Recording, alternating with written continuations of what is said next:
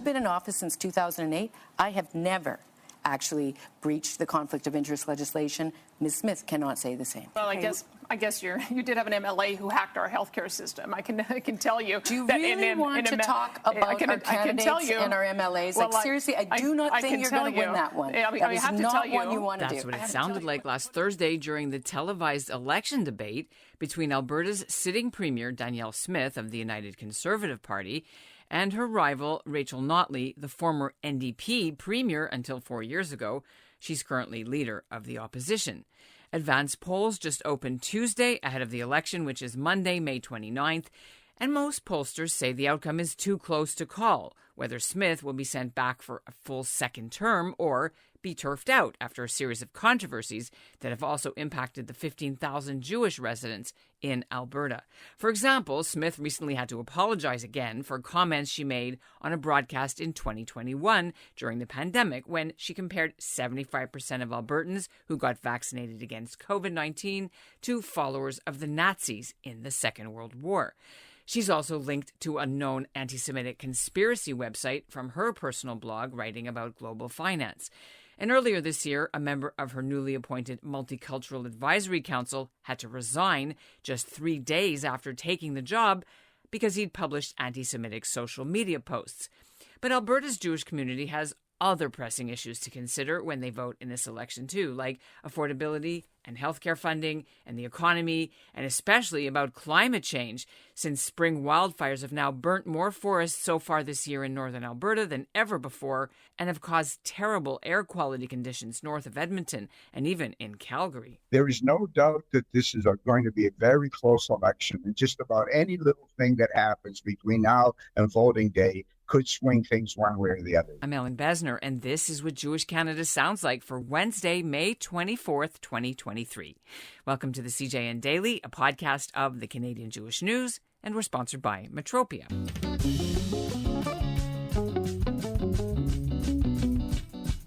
I was just in Calgary on May 11th to speak for Jewish Heritage Month, and it was just a few days after the NDP published that old tape of Danielle Smith comparing vaccinated Albertans to people who would have followed the Nazis.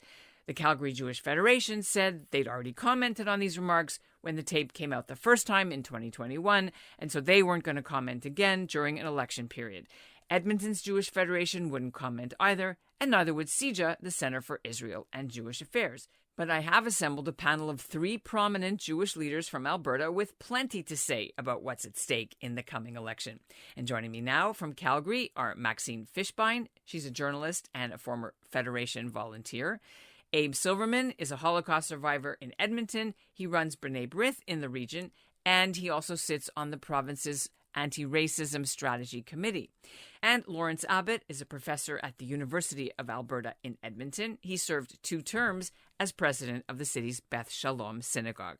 Welcome to you all. Honored to be here. Yeah, happy to be here. Thanks for having me, Ellen. Well, thank you all for coming on and talking about the fire situation, because I know it's been impacting the communities very, very strongly. And then, of course, the upcoming Alberta election and what's at stake and what the Jewish community thinks about. So before we get into the politics, although this could actually impact politics too, I know recently, Maxine, you're in Calgary. The air looked like pea soup. What's it like now, and how was it? Yeah, that was really, really awful. We really just had to close windows, stay indoors. The advice from Environment Canada and doctors was not to go out in it if you could avoid it. And we pretty well hunkered down. Unfortunately, we'd left the windows open overnight. And therefore woke up feeling like we had forest fires in our mouths and noses. It was pretty rough. But we knew that it was way worse for all the folks north of Edmonton who were being evacuated. Some of them lost everything. And Abe, what about where you are? You're also in Edmonton. How's it impacted the Jewish community, if at all? Are they getting refugees at the synagogues, or what's happening? Yes, it's smoky out there, but I remember also well some years ago when they had severe fires in the Okanagan in British Columbia, and it was 10 times worse at that time. in Edmonton and in Calgary. So, all right, but I mean, let's talk about this, because is this impacting the election, this climate change and forest fire fighting? I think the forest fires and the reaction of the UCP government to those forest fires may actually benefit the UCP in the election. I hear a lot of positive things being said about the response to those fires on behalf of the government. So we'll have to wait and see. Well, I think I have to disagree with that. There's been a lot of dissatisfaction, I think, with the UCP about having cut emergency firefighting budgets and then ending up in a crisis situation. There are those who really think that Danielle Smith looked quite premierly as she started speaking to Albertans about the wildfires and the steps that were being taken to mitigate. But on the other hand, some people were really a little bit annoyed at the visible manner in which she hip-checked the experts out of the way in order to dominate the microphone. So there's feelings on all sides of that one, really. Well, I didn't want to turn this into a debate, but a lot of the cuts that were made, of course, had to do with safety issues and budgeting issues and what have you. I think it's pretty clear that the UCP government has thrown $1 billion at emergency issues, so there's no lack of money and resources that are being thrown at it, and I think that bodes well. But nevertheless, there is a controversy out there. We are deeply divided in this province. If I was a betting man, I would bet for either side winning because it's a toss-up. And we'll have to wait and see what the end results are going to be. I think what we can say with certainty is that Edmonton is going to go probably entirely NDP. Casey Ledoux may hold on to a seat, but that's still up in the air. And in Calgary, it looks like the UCP will still dominate. Are there any Jewish candidates or any people that are running we should know about? I cannot stress enough, and I'm not partisan here. I'm not allowed to be partisan. My job doesn't allow me to be partisan. I'm just stating facts. What members of this UCP caucus has done for us in the Jewish community is unprecedented. We have some incredible friends within that caucus, and I would be very sad to see them go. Oh, like names, like for sure, Tyler Shandro, Casey Ledoux, the Minister of Advanced Education, his name escapes me, Whitney Isaac, LaGrange, right? I can go on and on and on. We do have incredible. I sat in the gallery at the Alberta Ledge when the motion, Richard Godfrey brought the motion to the floor of the entire legislature to adopt the IRA definition. And when Whitney and Richard and the MLA from Wood Buffalo, Fort McMurray, spoke, I cried like a baby. And I haven't cried. I'm 81 years old. It's been a long time since I cried the way I did when I heard the incredible words that they spoke in support of the adoption of the IRA definition. What does it mean to the Jewish community that the Alberta adopted IRA in September, before Manitoba, before Saskatchewan? Well, these things are, of course, always critically important. You know, this is the impact that the Holocaust had shaped the Gentiles community's perception of Jews for a long time. And that is waning, it's withering away. And so these kinds of things are really critical to us. I wouldn't say, and certainly, Abe and Maxine might disagree. I wouldn't say that Alberta is, and Edmonton in particular, is a particular sort of hotbed of anti-Semitism. But these kinds of things matter, that we don't want somebody else coming up with the definition of anti-Semitism and saying that this is what it is. And we should get to have a significant stake in what anti-Semitism is. So I have to interject here. We at B'nai Brith do an audit every year, have done so for the last 40 years. In the 2022 audit, Alberta had a 26% decrease in reported anti-Semitic incidences. So I think we're doing quite well here in Alberta. All right, about that, did you guys want to weigh in on which party's better for the Jews? What are the Jewish community, where do they usually vote? Can I weigh in here? Sure. I think it's dangerous and probably wrong to look at the Jewish community as a monolith. I would say that there are Jews supporting the NDP. There are Jews supporting the UCP. There are volunteers in both camps for sure. So I don't think the Jews vote in any particular direction. So I think it's important off the bat to point that out. And I think while most probably in the Jewish community were really thrilled about the IRA definition, I'm not sure how much that's calculating into their decisions at the polls in this election. I think the Jewish community is a microcosm really of the society we find ourselves in here.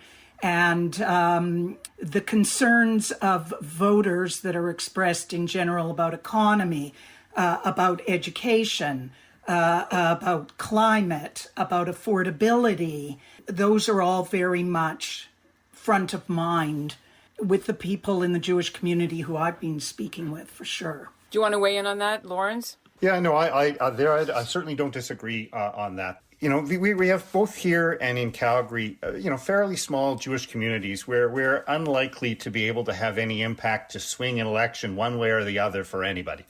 The same kinds of issues. I'm a parent of a child who's about to start university, and so certainly we need more funding for building schools. We need sufficient funding to ensure that there are enough teachers and teachers are well prepared and well supported. Healthcare always, these are the same kinds of things, we have here, based on my experience with the shul, an aging population, and certainly where healthcare needs are really critically important. And so those are the kinds of things that really matter. And of course, the cost of everything is going up. Right, but Alberta also has to deal with the fallout. First of all, the other day, the premier was found to be in conflict of interest for trying to finagle the outcome of the trucker preacher who was facing criminal charges, and an old tape resurfaced where she talks about comparing people who took the COVID vaccine to people who followed Hitler, which then furor hubbub broke loose. This is something that must weigh on the Jewish community because of those things. Abe, I want to start with you as a B'nai Brith official. When you have a premier who does these sort of dog whistle tropes, what does that do to the Jewish community's trust in her? So, of course, we called out the premier for those remarks. She did voice an apology. Was it sufficient? I don't think so. I was deeply offended by those remarks. But Danielle Smith is not the only member of the UCP party. She is obviously been a problem. I hope that she does clean up her act. I think if I can presume that I have the ear of the voters the Jewish voters in Alberta, I think that their attitudes are already baked in. I think it's not a wild speculation to say that young people, people of my grandchildren's age who are voting age, are going to vote NDP, and those of my age probably will vote UCP. There seems to be a generational divide on how votes are cast for particular parties these days. So I think the UCP party would have been better off without their leader making such offensive remarks. You have to remember that the analogy between Hitler and the Holocaust was before she became the premier, but it is no less offensive, that's for sure.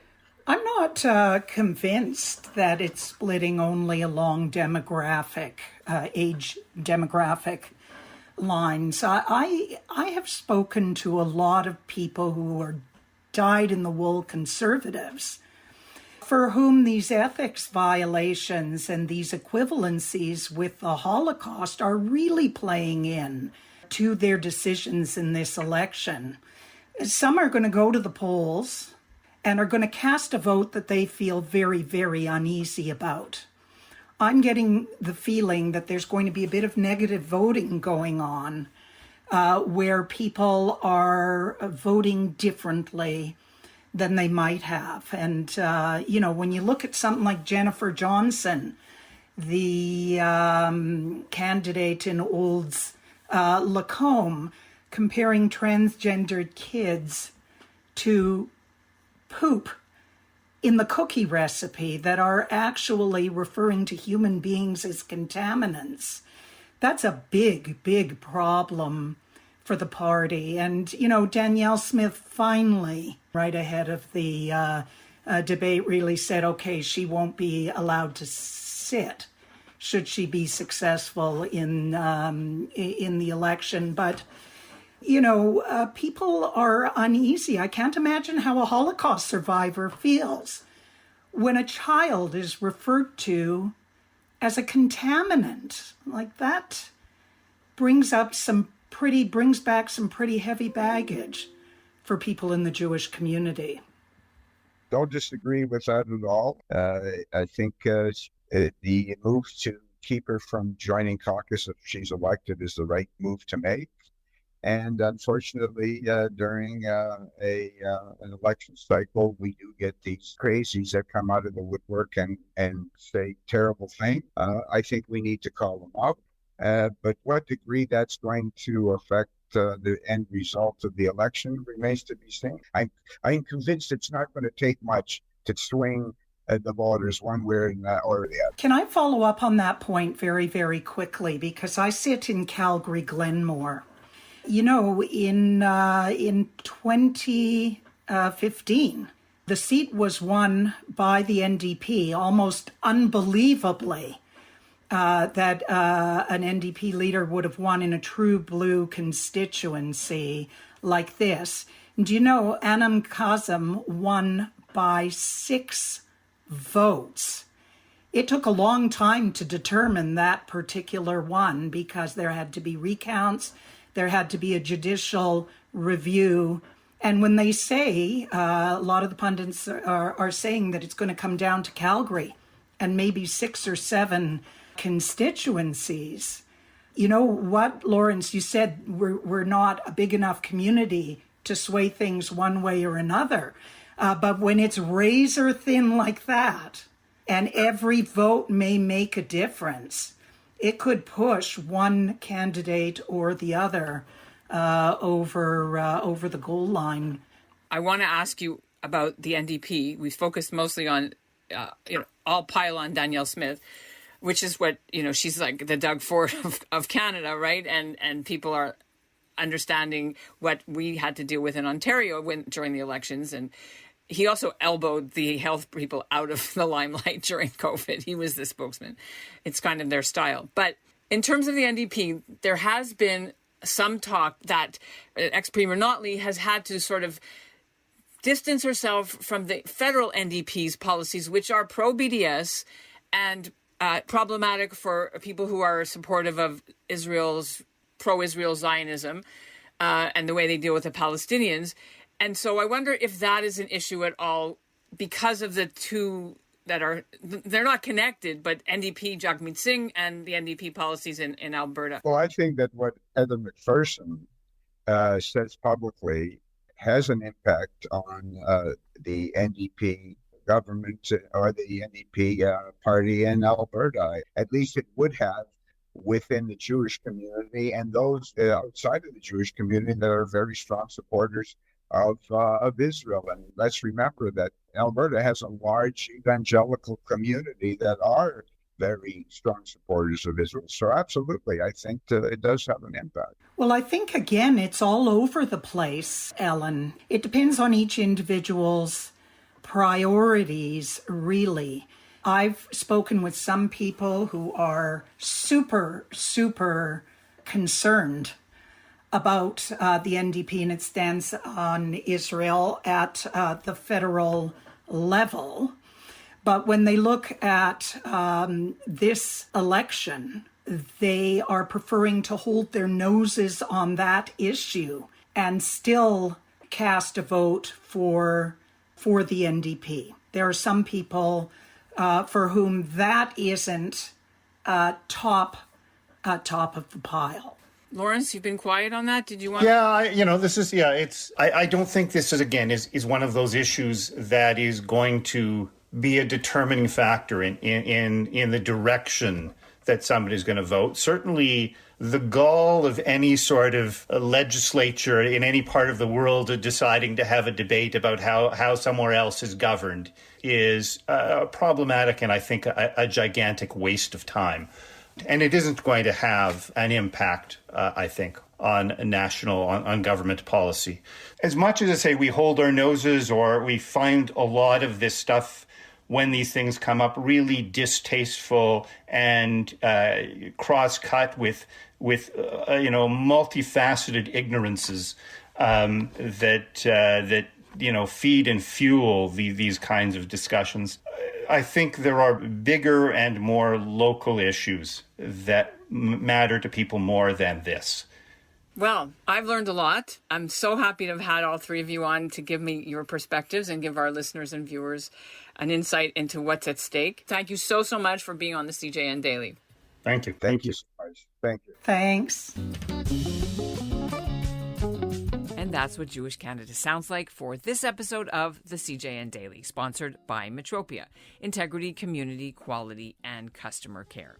Today's listener shout-out goes to Malvina Rapko in Saskatoon, and we'll be doing an episode soon on the renovation and reopening of the historic Agudas Israel Synagogue there. We'll end the show with a note that you should check out the CJN's website for my new story on Benjamins, the Jewish funeral home operators in Toronto. The company was in court yesterday trying to quash two rulings by the province's bereavement authority about their business practices. The case began last year with a complaint launched by a bereaved Toronto family whose 19-year-old son Liam Ziesman died in 2022. Now, the court has reserved judgment, and of course we'll keep an eye on this case when the ruling is issued. Thanks again for listening to the CJN Daily.